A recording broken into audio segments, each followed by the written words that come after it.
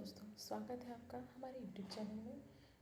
मैं साक्षी शर्मा आपका बहुत बहुत स्वागत करती हूँ। तो आज मैं आपके लिए लेकर आई हूँ स्ट्रक्चर ऑफ एटम का पार्ट 2, है ना। तो हमने 11th क्लास की केमिस्ट्री स्टार्ट की थी, जिसका हम चैप्टर 2 पढ़ रहे थे, स्ट्रक्चर ऑफ एटम। तो उसका पार्ट 2 पढ़ेंगे, जिसमें हम कुछ मेन टॉपिक पढ़ने वाले हैं, जैसे कि प्लम पुडिंग मॉडल पढ़ेंगे, है ना। रदरफोर्ड का एटॉमिक मॉडल है, इलेक्ट्रोमैग्नेटिक रेडिएशन है। तो इन सारी कुछ जो इम्पॉर्टेंट टॉपिक है उसके ऊपर आज डिस्कस करेंगे। तो देरी ना करते हुए इस सेशन को स्टार्ट करते हैं। तो सबसे पहले हम देखने वाले हैं प्लम पुडिंग मॉडल के बारे में, ठीक है। तो 1898 में जे थॉमसन ने इस मॉडल को प्रपोज किया था। ये क्या है, एक एटॉमिक मॉडल है, ठीक है। तो उन्होंने इस मॉडल के अंदर क्या क्या चीज़ें कही उसको हम देखते हैं।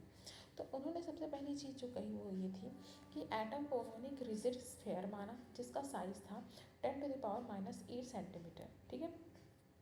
दूसरी चीज़ उन्होंने जो कही वो ये है कि उन्होंने ये कहा कि जो पॉजिटिव चार्ज पार्टिकल है ना, वो इस एटम में यूनिफॉर्मली डिस्ट्रीब्यूट है, और जो नेगेटिव चार्ज जो इलेक्ट्रॉन है वो उसमें बीच बीच में धंसे हुए हैं, जैसे कि पुडिंग में प्लम जिस तरह से धंसे हुए होते हैं वैसे ही। तो दोनों का कंपैरिजन उन्होंने किया, ठीक है। तो उस टाइम पे इलेक्ट्रोमैग्नेटिक थ्योरी भी उस टाइम पे डेवलप हो रही थी, कुछ कुछ चीज़ों के बारे में पता चल गई थी हमको। तो उस हिसाब से ये जो मॉडल है ज़्यादा स्टेबल नहीं लग रहा था, है ना, साइंटिस्ट लोग को। तो इसलिए ये मॉडल इनवैलिड हो जाता है। और इस जो मॉडल को कई नामों से जाना जाता है, जैसे कि रेजिन पुडिंग मॉडल बोला जाता है, प्लम पुडिंग मॉडल बोला जाता है, वाटरमेलन मॉडल बोला जाता है, ठीक है। तो आगे हम देखते हैं कि मॉडल की किस तरह से उसको हम पिक्चराइज कर सकते हैं। तो ये रहा आपका थॉमसन का मॉडल, जिसमें एक स्फेयर लाइक स्ट्रक्चर है जिसको एटम कहा जा रहा है, और उसमें जो पॉजिटिव चार्ज पार्टिकल है, देखिए यूनिफॉर्मली डिस्ट्रीब्यूट बिखरे हुए हैं, और उसमें बीच बीच में माइनस चार्ज जो है इस तरह से धंसा हुआ है। लाइक वाटरमेलन से इसकी कंपैरिजन की गई है, जिसमें बीच ब्लैक कलर के जो धंसे हुए होते हैं उसकी कंपैरिजन इलेक्ट्रॉन से जनरली की गई है इसमें, ठीक है। यहाँ तक की बातें क्लियर हो गई होंगी आपको। अब देखिए ये पहला ऐसा एटॉमिक जो थ्योरी है, तो फिर लिमिटेशन तो निकल के आनी ही नहीं थी ना। कंपैरिजन मतलब बहुत सारे साइंटिस्ट के मन में क्वेश्चन अराइज होना ही था, है ना। तो लिमिटेशन क्या क्या है हम देख लेते हैं। This model does not explain the cause positive and negative charge present together in an atom. तो यहाँ पे क्वेश्चन ये अराइज होता है कि कैसे किसी भी एटम में एक ही चीज़ में पॉजिटिव और नेगेटिव चार्ज एक साथ प्रेजेंट है ना, और कुछ भी चीज़ ना अट्रैक्शन हो रहा है, वो एक दूसरे से चिपक नहीं रहे हैं, कुछ भी फोर्स के बारे में कोई बात नहीं की जा रही है, ये पॉसिबल कैसे है। तो इस चीज़ को वो जो थॉमसन है वो एक्सप्लेन नहीं कर पा रहे थे। This could not explain the hydrogen spectrum. तो हाइड्रोजन स्पेक्ट्रम को अच्छे से एक्सप्लेन नहीं कर पाए, और ना ही अल्फा रे जो एक्सपेरिमेंट होता है, जो हम रदरफोर्ड के मॉडल में पढ़ेंगे, उसमें जो घटनाएं घट रही हैं उसको भी ये अच्छे से एक्सप्लेन नहीं कर पा रहे, ठीक है। तो ये तो थी कुछ थॉमसन के एटॉमिक मॉडल की लिमिटेशन। तो चलिए आगे बढ़ते हैं हम रदरफोर्ड का एटॉमिक मॉडल। आई थिंक आप हमने जो अभी पिछला जो पढ़ा थॉमसन का एटॉमिक मॉडल, वो आपको अच्छे से क्लियर हो गया होगा। ये एक छोटा सा कॉन्सेप्ट है, बस आपको इसको थोड़ा सा मतलब रिमाइंडर की तरह दिमाग में रखना है, ठीक है। तो चलिए आगे बढ़ते हैं। तो रदरफोर्ड का जो एटॉमिक मॉडल होता है उसको न्यूक्लियर मॉडल के नाम से भी जाना जाता है, ठीक है। तो रदरफोर्ड ने 1911 में एक एक्सपेरिमेंट किया। तो उन्होंने क्या एक्सपेरिमेंट किया, फास्ट मूविंग अल्फा पार्टिकल्स ले और 100 नैनोमीटर का एक थिन गोल्ड फॉइल लिया, ठीक है। तो अल्फ़ा जो पार्टिकल्स थी उसकी बम्बार्डेड की उन्होंने उस थिन गोल्ड फॉइल के ऊपर। उसके बाद जो जो चीज़ें उन्होंने देखी, उन्होंने क्या क्या कंक्लूजन निकाला, क्या क्या चीज़ें पॉस्टुलेट उन्होंने बनाई, ये सारी चीज़ें हम अब देखेंगे, है ना। एक्सपेरिमेंट क्या था, एक्सपेरिमेंट बस यही था कि उन्होंने एक रेडियो एक्टिव सोर्स लिया, जिसमें से क्या निकल रही थी, फास्ट मूविंग अल्फा पार्टिकल्स निकल रहे थे, जो किससे टकराई, थिन गोल्ड फॉइल से टकराती है ना। उसके बाद जो चीज़ें होती हैं उसके बारे में हम बात कर रहे हैं। मैक्सिमम जो अल्फा पार्टिकल्स हैं लगभग 99% वो क्या हो जाती है, उस गोल्ड फॉइल से आर पार हो जाती है बिना किसी डिफ्लेक्शन के, है ना, स्ट्रेट निकल जाती है। सब अल्फा जो पार्टिकल्स हैं वो क्या है, कुछ सर्टेन एंगल बनाते हुए निकलती हैं। तीसरी चीज़ जो उसमें होती वो ये है कि जो कुछ बहुत कम है ना, 20,000 में लगभग एक पार्टिकल कह सकते हैं। तो ये जो पार्टिकल है वो क्या कर रही थी, ना ये स्ट्रेट जा रही थी ना ही सर्टेन एंगल बना रही थी, वो क्या कर रही थी, जैसे ही गोल्ड फॉइल से टकरा रही थी वो वापस उसी डायरेक्शन में वापस आ जा रही थी, 180 डिग्री बनाती हुई। तो इस तरह से 3 चीज़ें उनको देखने के लिए मिलती है। ठीक है, ये देखिए आप पिक्चर से समझ सकते हैं कि ये रेडियो एक्टिव सोर्स है, वहाँ से बीम निकल रही है अल्फ़ा पार्टिकल्स की और गोल्ड फाइल पे टकरा रही है, और 3 तरह की चीज़ें हो रही है। पहला, स्ट्रेट लाइन बनाते हुए जो बीम जा रहे हैं उसको ए से डिनोट किया गया है, जो सर्टेन एंगल बना रही है उसको बी से डिनोट किया गया है, और जो वापस आ जा रही है अपनी ही डायरेक्शन में उसको सी से डिनोट किया गया है। ठीक है, तो आई थिंक ये जो पिक्चर है उसके थ्रू आप बहुत अच्छे से समझ गए होंगे। अब जो मैंने ए बी सी कहा उसको ही एक अलग डायग्राम में दिखाया गया है ना। तो किस तरह से ज़्यादातर जो है 99% सीधी निकल गई, कुछ एंगल बनाती हुई जा रही है और कुछ अपनी डायरेक्शन में वापस आ जा रही है। तो ये जो घटनाएं घटी उसके हिसाब से उन्होंने क्या क्या कंक्लूज़न निकाला कि एटम का जो स्ट्रक्चर है वो कैसा हो सकता है ना। तो देखते हैं कंक्लूज़न क्या निकाला उन्होंने।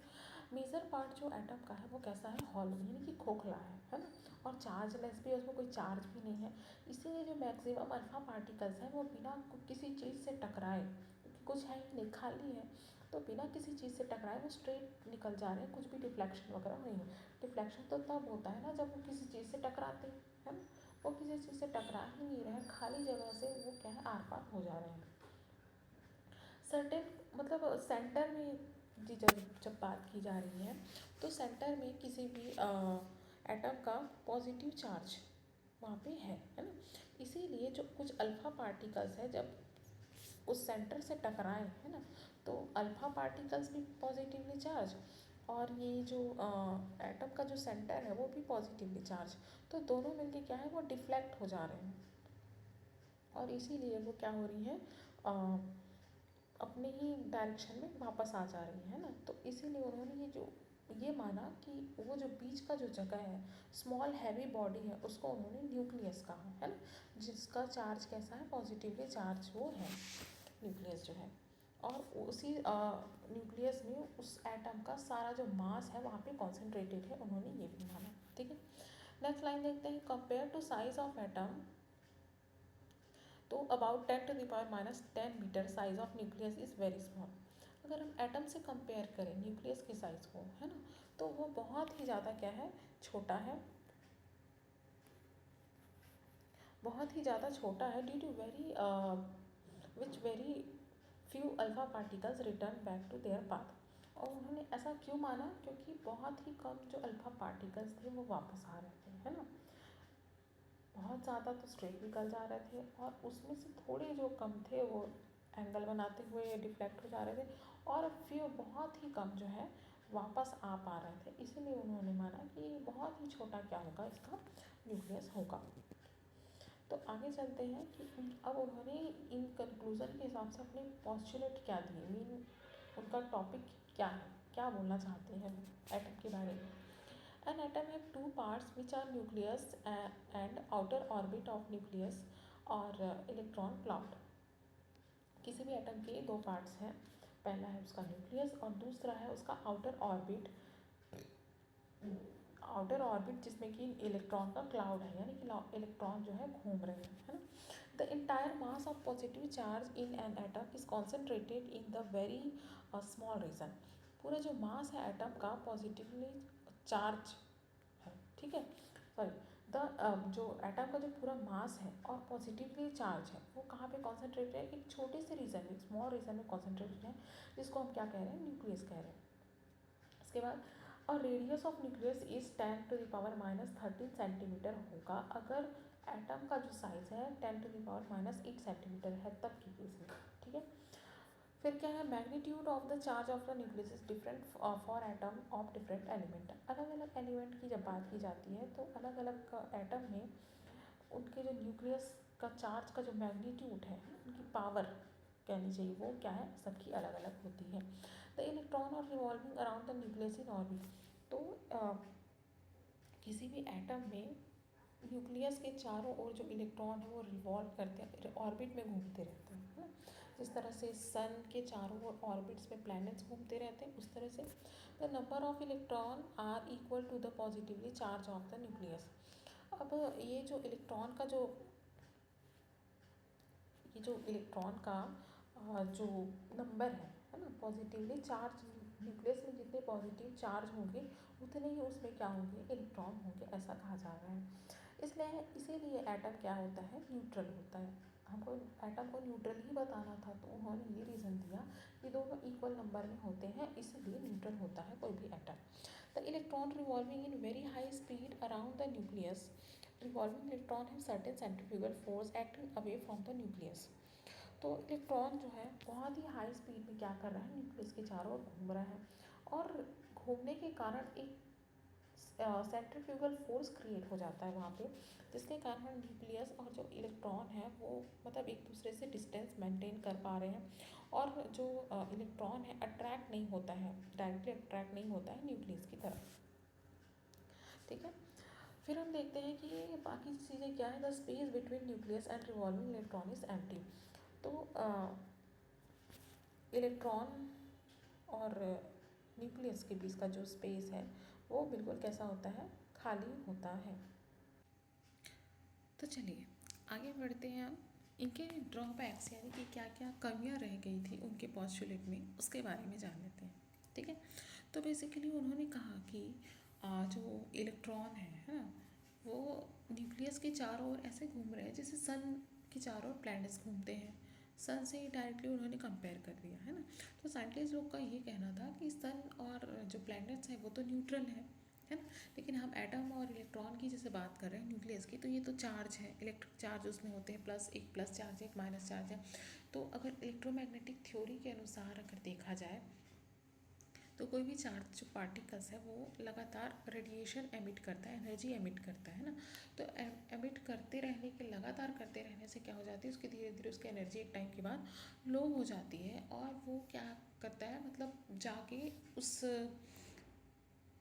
मतलब वो एमिट करते हुए उस पॉइंट पे उसको जाके गिर जाना चाहिए, मतलब न्यूक्लियस में जाके गिर जाना चाहिए इलेक्ट्रॉन को, लेकिन ऐसा नहीं होता है। तो इसका कारण क्या है, इस बात को जो रदरफोर्ड है वो क्लियर नहीं कर पाते हैं। पिक्चर में जैसा कि आपको दिखाई दे रहा है, इलेक्ट्रॉन है ना, 3-4 ऑर्बिट दूर है, लेकिन वो लगातार एनर्जी क्या कर रहा है, अपना रिलीज़ करेगा, जिसके कारण धीरे धीरे उसकी एनर्जी लो होती जाएगी, और वो फर्स्ट सेकंड थर्ड 4 से 3 4 2 1 इस तरह से ऑर्बिट में आता जाएगा, और एक टाइम बाद न्यूक्लियस में चला जाएगा इस थ्योरी के अनुसार। लेकिन एक्चुअल में ऐसा कुछ होता नहीं है। तो ये क्यों नहीं होता है, इसका जवाब रदरफोर्ड को देना था, पर वो उस टाइम पे इस चीज़ का जवाब नहीं दे पाते हैं। ठीक है, तो चलिए आगे देखते हैं कि अब ये इलेक्ट्रोमैग्नेटिक रेडिएशन क्या होता है। बार बार हमने इस चीज़ का डिस्कस कर लिया है कि इलेक्ट्रोमैग्नेटिक रेडिएशन है, इलेक्ट्रोमैग्नेटिक थ्योरी है। तो चलिए देखते हैं आखिर ये चीज़ है क्या। तो हमने लाइट वगैरह के बारे में आपने पढ़ा ही होगा, है ना। लाइट जो है पहले उसको किस पार्टिकल नेचर का माना जाता था। तो बहुत सारे फिनोमिना होते हैं लाइट के, डिफ्रैक्शन, ये सारे उस टाइम पे पार्टिकल नेचर से एक्सप्लेन हो पा रहे थे। लेकिन और भी चीज़ें थी, जैसे कि डिफ्रैक्शन हो जाता है, इंट्रैक्शन वगैरह हो जाता है। तो ये सब चीज़ें हैं वेव नेचर से पॉसिबल हुई, तो बाद में उसको वेव नेचर का माना गया। फिर भी कुछ चीज़ें बच जा रही थी, जैसे ब्लैक बॉडी होता है कुछ, और फोटो इलेक्ट्रिक इफेक्ट है, ये सारी चीज़ें भी वेव नेचर से नहीं हो पा रही थी, है ना। तो बाद में आगे चल के उसको ड्यूअल नेचर का माना गया है, लेकिन अभी यहाँ तक मान लीजिए आप कि वेव नेचर तक का था इस टाइम तक, है ना। तो जो लाइट होता है ना, उसी का ये पार्ट है जो इलेक्ट्रोमैग्नेटिक रेडिएशन है। तो इसको सबसे पहले देखिए किसने प्रपोज किया, 1873 में जेम्स क्लर्क मैक्सवेल ने सबसे पहले इस थ्योरी को प्रपोज किया। अब उनके अनुसार ये थ्योरी कैसी है, मतलब उन्होंने क्या थ्योरी बताई। तो energy is continuously habitat in the form of radiation by the alternate current of high frequency. जो एनर्जी है वो कंटिन्यूसली क्या कर रही है, मतलब रिलीज़ कर रही है रेडिएशन के फॉर्म में, और हाई फ्रीक्वेंसी में वो क्या कर रही है, एनर्जी रिलीज़ कर रही है ना, रेडिएशन के फॉर्म में। और उसकी जो वेलोसिटी है, मतलब वो लगभग वेव के जैसा है। ये जो रेडिएशन निकल रहा है वो वेव के जैसा है, जिसकी वेलोसिटी लाइट की वेलोसिटी के बराबर है ना। और ये उन्होंने ये चीज़ कही। मैंने क्या क्या चीज़ कही अभी कि एनर्जी जो है कंटिन्यूअसली रेडिएशन एमिट कर रही है जो लगभग वेव के समान है और उसकी वेलोसिटी लाइट की वेलोसिटी के बराबर है। ठीक है, यहाँ तक की बातें क्लियर है। यही है इलेक्ट्रोमैग्नेटिक रेडिएशन। तो ये जो वेव है वो क्या करती है, इलेक्ट्रिक फील्ड और मैग्नेटिक फील्ड दोनों फील्ड के में क्या करती है, वाइब्रेशन क्रिएट कर देती है। ठीक है, तो दोनों फील्ड इलेक्ट्रिक फील्ड और मैग्नेटिक फील्ड दोनों फील्ड में वाइब्रेशन क्रिएट करने के कारण इसका नाम क्या पड़ गया, इलेक्ट्रोमैग्नेटिक रेडिएशन पड़ गया।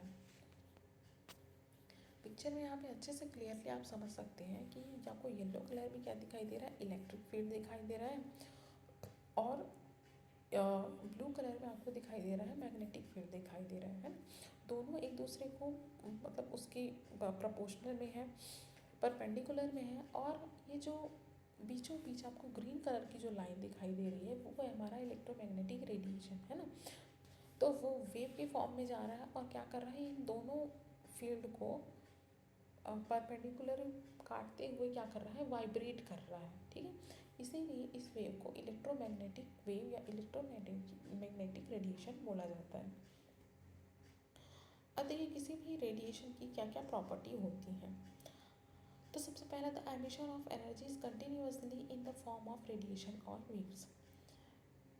एनर्जी जो है कंटिन्यूअसली रेडिएशन या वेव के फॉर्म में क्या कर रही है, अपनी एनर्जी को एमिट कर रही है, मतलब वहाँ उसमें से निकल रही है ना। रेडिएशन निकल रहा है या वेव निकल रहा है, कुछ भी बोल सकते हैं।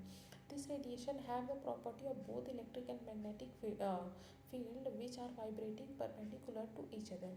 अब इस रेडिएशन की प्रॉपर्टी क्या है कि वो दोनों, कौन से दोनों, इलेक्ट्रिक और मैग्नेटिक दोनों फील्ड को क्या कर सकती है, वाइब्रेट कर सकती है परपेंडिकुलर, उस दोनों परपेंडिकुलर है उस सिचुएशन में, है ना।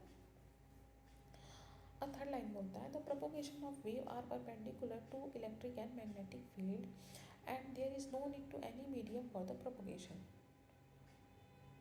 इलेक्ट्रिक मैग्नेटिक फील्ड में ये जो वेव है वो क्या कर रही है, प्रोपोगेट कर सकती है, परपेंडिकुलर उसके प्रोपोगेट कर सकती है। और ऐसा करने के लिए उसको किसी भी तरह की कोई मीडियम की ज़रूरत नहीं है।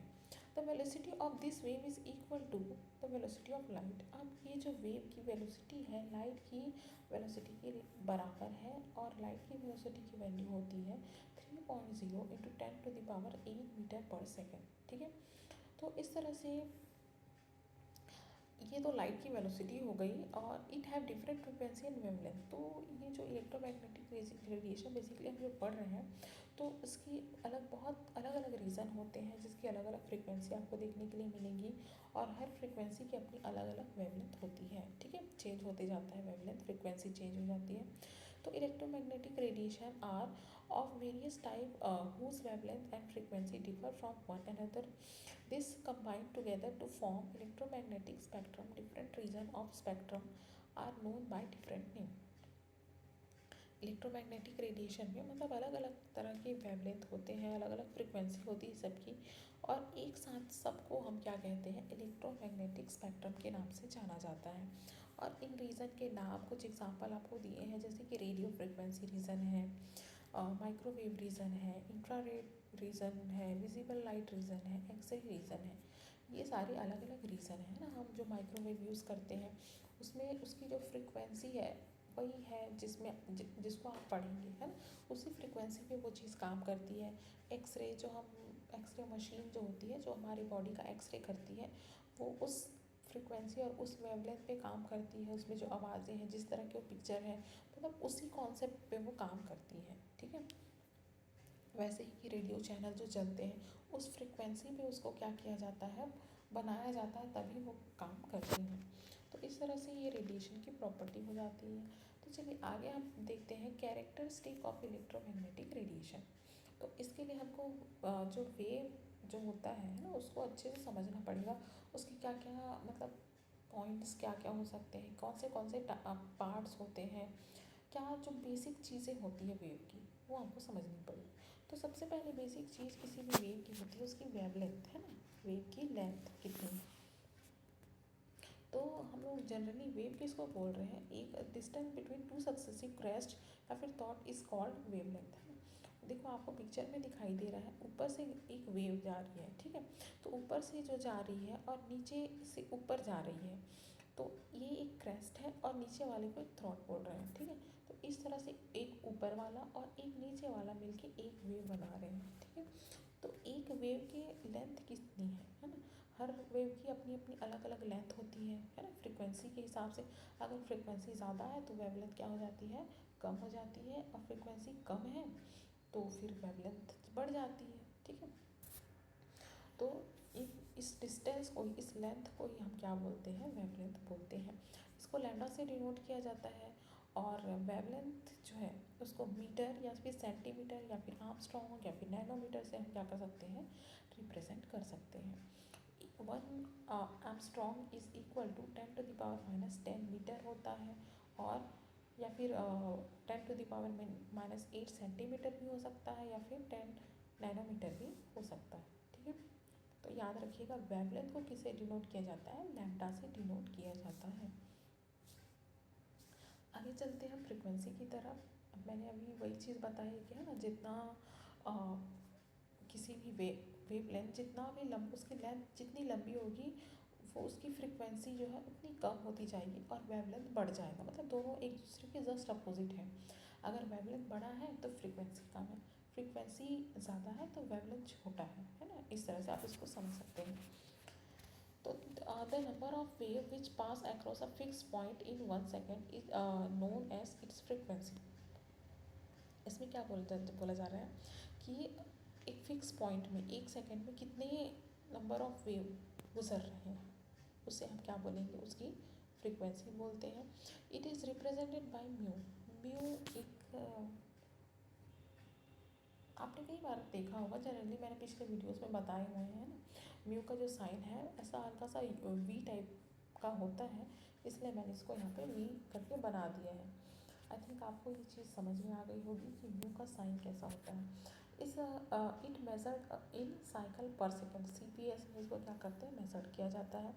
ये सेकेंड इनवर्स होता है और इसको हर्ट्स में भी क्या करते हैं, रिप्रेजेंट करते हैं, ठीक है।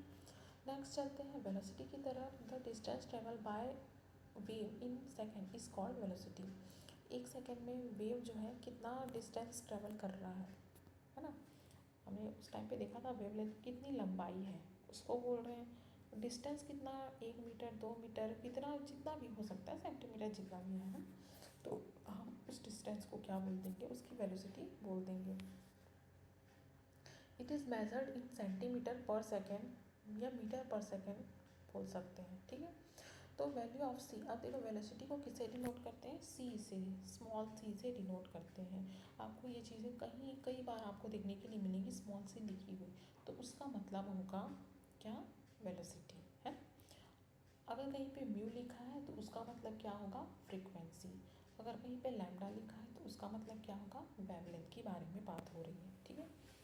तो value of c by experiment is found to be, मतलब ये जो वेलोसिटी होती है वेव की, हमने अभी भी देखी है कि लाइट की वेलोसिटी के बराबर होती है। और लाइट की वेलोसिटी कितनी होती है, 3.0 × 10⁸ मीटर पर सेकेंड इनवर्स होता है, ठीक है। तो वही चीज़ इसमें लिखी हुई है कि वेलोसिटी ऑफ लाइट की बराबर होती है एयर में और वैक्यूम में, दोनों में। अब यहाँ पे आप एक बहुत ही इंपॉर्टेंट चीज़ जो है यहाँ पे बताई गई है, वो है relation between wavelength, frequency and velocity, है ना। तो velocity is equal to wavelength and frequency. ये रिलेशन आपको एकदम रट के याद कर लेनी है बिल्कुल, क्योंकि इससे आपको बहुत सारे क्वेश्चन बनने वाले हैं। वेलोसिटी का साइन क्या होता है, सी, वेवलेंथ का लैम्डा और फ्रिक्वेंसी का म्यू। तो यहाँ से हमको 3 चीज़ों के वैल्यू निकल सकती है। फ्रिक्वेंसी हम निकाल सकते हैं, है ना, वेवलेंथ निकाल सकते हैं और वेलोसिटी तो निकाल ही सकते हैं, इसका फॉर्मूला तो दिया हुआ है। तो आगे आपको ये सारा चीज़ आपको याद रखना पड़ेगा, ठीक है। तो चलिए देखते हैं कि एम्पलीट्यूड क्या होता है। तो बेसिकली एम्पलीट्यूड होता है द हाइट ऑफ क्रेस्ट। यहाँ पे 2 चीज़ें होती हैं ना, कोई भी वेव ऊपर, एक तो परपेंडिकुलर लाइन होती है, तो ऊपर की तरफ जो हाइट है उसको हम बोलते हैं क्रेस्ट, और नीचे की तरफ का जो वेव है उसको हम बोलते हैं थ्रॉट, ठीक है। तो आप क्रेस्ट को भी ले सकते हैं, थ्रॉट ले सकते हैं, कोई भी आपकी मर्ज़ी से कुछ भी ले सकते हैं। तो वहाँ से ऊपर से हाइट से नीचे तक जितनी उसकी हाइट है ना, उसको हम क्या बोलते हैं, उसका एम्पलीट्यूड बोलते हैं।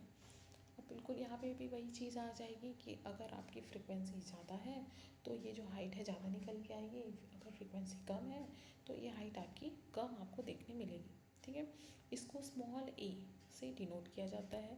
The amplitude of wave determined by the intensity और ब्राइटनेस ऑफ रेडिएशन। ये जो एम्पलीट्यूड है वो किस पे डिपेंड करता है, वो डिपेंड करता है कि आपका रेडिएशन का ब्राइटनेस या फिर उस कितना इंटेंस है ना, मतलब कितना ज़्यादा फ्रिक्वेंसी है कह सकते हैं। फ्रिक्वेंसी और इंटेंसिटी मतलब लगभग सेम है। Intensity of radiation is proportional to the square of amplitude. किसी भी रेडिएशन की जो इंटेंसिटी है वो किसके प्रोपोर्शनल होती है, एम्पलीट्यूड के स्क्वायर के प्रोपोर्शनल होती है। ठीक है, तो आई थिंक आपको ये जो एम्पलीट्यूड मैंने समझाने की कोशिश की वो क्लियर हो गई होगी। अब चलिए आगे कुछ मेन पॉइंट है उसको देख लेते हैं। वेव नंबर क्या होता है, द ये जो वेव है ना, वेव लिखा गया है, तो the wave number of wave present in 1 centimetre length along the direction of propagation of wave is called wave number. 1 centimetre के लेंथ में है ना कितने नंबर ऑफ वेव प्रेजेंट है, 1 सेंटीमीटर में कितने वेव्स हैं, उसको हम क्या बोलेंगे, उसका वेव नंबर बोलेंगे। 1 सेंटीमीटर में अगर फ्रिक्वेंसी ज़्यादा फ्रिक्वेंसी वाली रेडिएशन है तो आपको ज़्यादा वेव देखने के लिए मिलेंगी, है ना। अगर कम फ्रिक्वेंसी वाली वेव है तो आपको उसका जो नंबर है कम देखने के लिए मिल सकता है। सारी चीज़ें आपकी जो वेवलेंथ है फ्रिक्वेंसी के ऊपर सारी डिपेंड करती हैं, तो ये दोनों में डिफरेंस आपको अच्छे से पता होना चाहिए। तो इसको हम वेव बार से डिनोट कर रहे हैं। वेव से किसको डिनोट किया था, वेव से फ्रिक्वेंसी को डिनोट किया था, लेकिन वेव बार से हम वेव नंबर को बता रहे हैं। ठीक है, और ये किसके बराबर होता है, it is equal to reciprocal of wavelength. Reciprocal of wavelength के बराबर होता है ना। यहाँ पे उसको लिख के भी दिखाया गया है कि wave number is equal to 1 upon wavelength होता है। ठीक है, तो आगे चलते हैं पीरियड्स ऑफ वेव के बारे में कि ये चीज़ क्या होती है। वही चीज़ है, हमने कई बार उन चीज़ों को पढ़ा है ना, जैसे ये वेवलेंथ हो गया और भी कई सारी चीज़ें हैं, मतलब लगभग एक दूसरे से रिलेट कर रही हैं ये। The time required in second to complete the one way is called period of wave. मतलब एक जो वेव है, एक साइकिल है, एक क्रेस्ट और एक थॉट बनाने में कि उसको कितना टाइम लग रहा है, उसी को हम क्या बोलते हैं, वेव पीरियड बोलते हैं। 1 सेकेंड लग रहा है, 2 सेकेंड लग रहा है, 3 सेकेंड लग रहा है ना। अगर फ्रिक्वेंसी ज़्यादा है तो वो जल्दी से क्या कर लेगा, वेव को कंप्लीट कर लेगा, है ना। इंटेंसिटी ज़्यादा है, अगर वेव लेंथ उसका ज़्यादा है तो उसको ज़्यादा टाइम लगेगा उस चीज़ को बनाने में, वेव को बनाने में। ठीक है, इसको कैपिटल टी से डिनोट किया जाता है और ये फ्रिक्वेंसी के रेसिप्रोकल होता है, यानी कि अपोजिट होता है। ठीक है, तो wave number and period of wave आपको क्लियर हो गया होगा। तो आगे चलते हैं इलेक्ट्रोमैग्नेटिक स्पेक्ट्रम की तरफ, जो कि हमारा लास्ट टॉपिक है यहाँ आज का। तो इलेक्ट्रोमैग्नेटिक जो स्पेक्ट्रम है वो बेसिकली क्या होता है, हमने अभी अभी थोड़ी देर पहले देखा था कि अलग अलग रीज़न होते हैं इसमें, है ना, से, और हर रीज़न की अपनी अलग फ्रिक्वेंसी और अलग वेवलेंथ होता है। तो सबको एक साथ जब हम कंबाइन करते हैं तो हमको मिलता है इलेक्ट्रोमैग्नेटिक स्पेक्ट्रम। वही चीज़ यहाँ पे लिखी हुई है, the arrangement of all of electromagnetic radiation in increasing order of their wavelength और decreasing order of their frequency is called electromagnetic radiation। अगर हम वेवलेंथ की इंक्रीजिंग ऑर्डर में रखें या फिर फ्रिक्वेंसी की डिक्रीजिंग ऑर्डर में रखें तो उसी हमको एक रेंज मिलती है, उसी को हम क्या बोलते हैं, इलेक्ट्रोमैग्नेटिक स्पेक्ट्रम बोलते हैं। इसको हम उल्टा भी कर सकते हैं, मतलब जैसे मन चाहे वैसे कर सकते हैं। इसमें हम वेवलेंथ को डिक्रीजिंग ऑर्डर में ले सकते हैं, फ्रीक्वेंसी को इंक्रीजिंग ऑर्डर में ले सकते हैं, जैसी आपकी इच्छा वैसे आप उसको मैनेज कर सकते हैं। तो देखिए आपको यहाँ पे पिक्चर देखने के लिए मिल रहा है इलेक्ट्रोमैग्नेटिक स्पेक्ट्रम का। तो वही चीज़ है जो मैं अभी आपको क्लियर कर रही थी, फ्रिक्वेंसी है ना, फ्रिक्वेंसी जितनी पास पास में जितनी वेव है, अगर वेव पास पास में मतलब फ्रिक्वेंसी ज़्यादा है ना। अगर वेव दूर दूर में है ना, लंबा वेव बन रहा है तो उसकी वेवलेंथ ज़्यादा है कहने का मतलब। तो रीजंस के नाम यहाँ पे दिए हैं, आप आप देख सकते हैं गामा रेस, है ना। तो गामा रेस की जो फ्रिक्वेंसी है वो आपको ज़्यादा देखने के लिए मिल रही है। और वही है रेडियो एक्टिव सोर्स, यानी कि ऐसे सोर्स जो रेडियो एक्टिव उसमें से रेज निकल रही है वो बहुत ख़तरनाक चीज़ें होती हैं, है ना। तो बहुत वही बात है कि उनकी फ्रिक्वेंसी जो ज़्यादा होती है इसलिए वो इतनी ख़तरनाक होती है। वहीं अगर एक्सरे की बात की जाए तो एक्सरे में मतलब रेडियो गामा रे से थोड़ी कम उसकी फ्रिक्वेंसी होती है, अल्ट्रावायलेट में और थोड़ी कम, विजिबल में और थोड़ी कम, इंफ्रारेड में थोड़ी कम, इस तरह से कम होते होते माइक्रोवेव रेडियो वेव्स जाते तक बहुत ज़्यादा कम हो जाती है फ्रिक्वेंसी, है ना। वहीं अगर वेवलेंथ की जब बात की जाती है तो फ्रीक्वेंसी अगर बढ़ी हुई है गामा रेज की तो उनकी वेवलेंथ जो है बहुत छोटी होगी। फिर जैसे जैसे हम आगे बढ़ते हैं रेडियो वेव्स की तरफ हमारी जो वेवलेंथ है वो बढ़ती चली जाती है और लास्ट तक बहुत ज़्यादा वेवलेंथ हमको मिल जाती है, ठीक है। तो ये पिक्चर आपको अच्छे से क्लियर हो गया होगा। और भी चीज़ें हैं, मेडिकल है, सनलाइट है, क्या क्या किसकी कितनी फ्रिक्वेंसी है, आप वो सारी चीज़ें देख सकते हैं। तो यहाँ पे और भी चीज़ें बताई गई है। देखिए वेवलेंथ, पहला पिक्चर तो फ्रिक्वेंसी के हिसाब से था, है। यहाँ पे वेवलेंथ दिया है, मीटर में दिया है। तो देखिए गामा रेज का वेवलेंथ कितना है, 10⁻⁻16 से 10⁻12 तक इसका वेवलेंथ है, ठीक है। यानी कि छोटा वेवलेंथ है, माइनस में वो चीज़ दी है मतलब छोटा है ना। इधर आप देख सकते हैं रेडियो वेव्स में कितना तक दिया है, 10⁻⁻2 से 10⁸ तक दिया है, मीटर तक दिया है ना। तो ये धीरे धीरे क्या है, इसका वेवलेंथ बढ़ता हुआ जा रहा है। वहीं आप एक छोटा सा रीज़न देख रहे हैं, बाकी सारे कलरलेस है, कोई कलर नहीं रहता, लेकिन ये छोटा सा जो रीज़न है विजिबल लाइट रीज़न जिसको बोलते हैं, वहीं ये जो हमारी दुनिया में जो सारे रंग हैं वो यहीं से आते हैं, है ना। इंडिगो जिसको बोलते हैं आप, विबग्योर जो भी बोलते हैं, और रेनबो कलर्स, वो सब यही हैं। तो सबकी हर कलर की अपनी अपनी रेंज होती है। जैसे ब्लू कलर तक ले सकते हैं तो उसकी 400 नैनोमीटर तक रेंज है। अगर ग्रीन से लेके ऑरेंज तक देखें तो 500 से 600 तक नैनोमीटर तक रेंज है। और अगर ऑरेंज से रेड बनने तक का जो रेंज है वो 600 to 700 तक उसका रेंज है।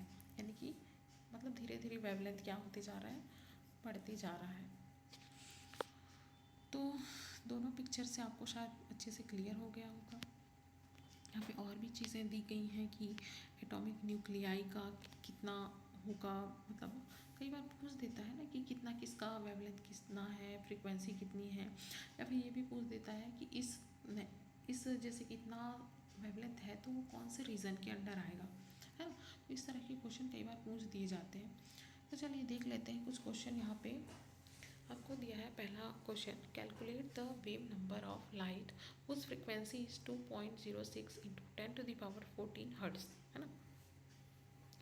वेव नंबर हमको कैलकुलेट करना है और वेव नंबर को किससे डिनोट किया गया था, म्यू बार से डिनोट किया गया था, है ना, हमने अभी भी देखा था। तो सबसे पहले तो हमको जो रिलेशन मैंने बताया था कुछ टाइम पहले, आपको याद होगा, है ना।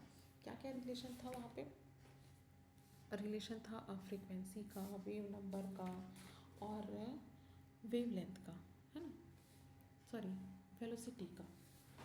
तो यहाँ पे हमने देखा था कि velocity is equal to wavelength into frequency थी हमारे पास, है। तो अब हमको यहाँ पे क्या क्या चीज़ें दी गई है, फ्रीक्वेंसी दी गई है तो सबसे पहले फ्रीक्वेंसी को निकाल लेते हैं। फ्रीक्वेंसी इज़ इक्वल टू कितना होगा, वेव लेंथ अपॉन वेवलेंथ होगा, है। तो वेवलेंथ को हम लोग लेमडा से डिनोट कर लेते हैं और वेलोसिटी को किससे डिनोट करते हैं, सी से, मैंने बार बार बताया है, ठीक है। तो अगर हम सी को यानी कि वेलोसिटी के मैं नीचे ले आती हूँ इधर right hand side, sorry left hand side में, तो क्या हो जाएगा, फ्रीक्वेंसी अपॉन वेलोसिटी हो जाएगा और 1 अपॉन लेमडा हो जाएगा, और 1 upon lambda is equal to wave number होता है। हमने अभी अभी रिलेशन देखा हुआ है ना। तो इस तरह से एक फार्मूला था जिससे हमने एक और फार्मूला क्रिएट कर लिया है। तो अब हमको क्या मिल गया है, जो वेव नंबर है वो किसके इक्वल हो सकता है, म्यू अपॉन सी यानी कि velocity upon sorry frequency upon velocity के बराबर हो सकता है। तो यहाँ पे जस्ट हम क्या करते हैं, अपना वैल्यू जो जो भी हमको दिया है उसको हम पुट कर लेते हैं। हमको फ्रीक्वेंसी दी हुई है क्वेश्चन में, है ना, और हमको अगर क्वेश्चन में तो यहाँ पे लाइट की वेलोसिटी दी हुई है, अगर नहीं दी हुई है तो आपको जो पता है, जो मैंने बताया उसी को आप पुट करेंगे। तो यहाँ पे दी है 3 × 10⁻10 सेंटीमीटर सेकेंड इनवर्स दिया है, तो आपको जो चीज़ दी है आप यहाँ पे रखेंगे, ठीक है। तो आंसर हमारा निकल के आता है 6866 पर सेंटीमीटर निकल के आता है, ठीक है। मतलब इतने वेव नंबर्स होंगे, 1 सेंटीमीटर में इतने वेव नंबर होंगे, कहने का मतलब, ठीक है। तो चलिए आगे एक और क्वेश्चन सॉल्व कर लेते हैं। इसमें क्या पूछा जा रहा है, radio transmission is done at 1368 kilo hertz by Vividh Bharati station, है ना। विविध भारती स्टेशन में इतने हर्ट्ज, इतनी फ्रिक्वेंसी पे क्या है रेडियो ट्रांसमिशन हो रहा है ऑल इंडिया में, मतलब पूरे भारत की में हो रहा है ये। तो कैलकुलेट वेव लेंथ, इसमें क्या करना है, वेव लेंथ हमको कैलकुलेट करना है रेडियो मैग्नेटिक रेडिएशन का, और उस रीजन का नाम बताना है जिस रीजन इसका वेवलेंथ हमको निकल के आएगा वो किस रीजन में पड़ रहा है ना, कौन से रीजन में आता है। तो सबसे पहली बात तो वही है, हमको जो चीज़ क्वेश्चन में दी है उसको हमको पहले निकाल लेना। फ्रीक्वेंसी दी है 1368 किलो हर्ट्ज में दी है, लाइट की वेलोसिटी नहीं दी है, इसलिए आपको जो पता है वो लिखेंगे 3 × 10⁸ मीटर पर सेकेंड हमने लिख लिया, ठीक है। हमने अभी अभी देखा था कि लैम्डा इज इक्वल टू क्या होता है, मतलब वेवलेंथ हमको निकालने के लिए पूछा जा रहा है, तो हम इसलिए यहाँ पे वेवलेंथ को लेके चल रहे हैं, ठीक है। वहाँ पे क्या निकालने के लिए दिया था, वेव नंबर निकालने के लिए दिया था, इसलिए हम लोग वेव नंबर के हिसाब से चल रहे थे। तो यहाँ पे वेव लेंथ को लैम्डा से डिनोट करते थे, इसलिए आप यहाँ पे देख सकते हैं लैम्डा ऐसा दिखाई देता है ना, ये है लैम्डा का साइन।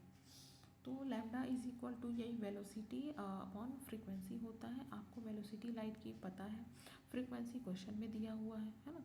तो आप यहाँ पे सबसे पहले तो इसका यूनिट चेंज कर लिए, मीटर सेकेंड इनवर्स है उसको और नीचे वाले में किलो हर्ट्ज दिया है, तो आप उसको क्या करेंगे, मीटर छोटे यूनिट में कन्वर्ट करेंगे, तो ये 3 जीरो तो यहाँ पे बढ़ जाएगा 1000 के हिसाब से, है ना। उसके बाद इस क्वेश्चन को सॉल्व कीजिएगा तो आपको आंसर मिलेगा 219 × 3 मीटर मिलेगा वेव लेंथ, है ना। एक जो वेव की लेंथ इतनी मीटर होगी, और ये जो यानी कि बहुत लंबा वेव है, कहने का मतलब बड़ी वेव लेंथ है ना। और सबसे बड़ी जो वेव लेंथ है कौन से रीजन में हमको देखने के लिए मिलती है, हमने स्पेक्ट्रम में देखा था कि रेडियो वेव्स वाले रीजन में हमको ये देखने के लिए मिलती है। तो बेसिकली अगर आपको नहीं भी पता है तो आप अंदाज़ा लगा सकते हैं कि वेव लेंथ यानी कि एक वेव की लेंथ की बात हो जा रही है ना। तो 219.3 मीटर बहुत लंबा ये जो वेव है ना।